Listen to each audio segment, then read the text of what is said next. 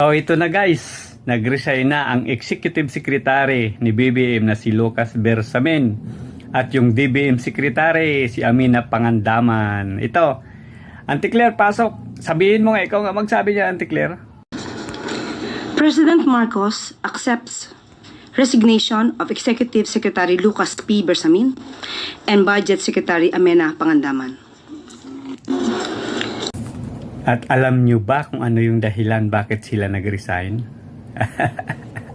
Ito, sabi nila para sa delikadesa. Wow, mayroon pala sila noon. Pero, okay yan. Baka naramdaman na nila na palubog na yung bangka. Tagilid na, naramdaman na. At, opinion ko lang to baka mag-goodbye Philippines yung mga to. Paisa-isa na silang nagre-resign. Sino kaya yung susunod? Pero mayroon ng kapalit si Lucas Bersamin. Yung si Ralph Recto, yung wag nyo kong uutusan, wag nyo kaming utusan. Ngayon, utusan ka ngayon. Ay, nako, ito, formal na. Sige, pakinggan ulit natin si Auntie Claire, dali.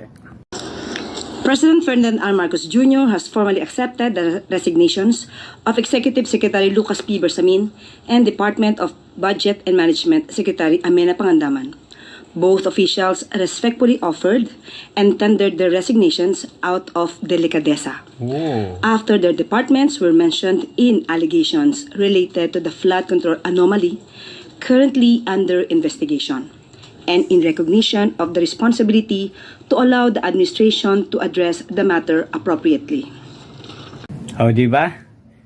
Sana sunod si BBM na. Sabihin din niya na mag-resign din siya para sa delikadesa. Kasi pinsan niya, sangkot si Martin Romualdez. O, di ba? Ay, nako. Madami yung nananalangin siguro nito na mag-resign si PBBM.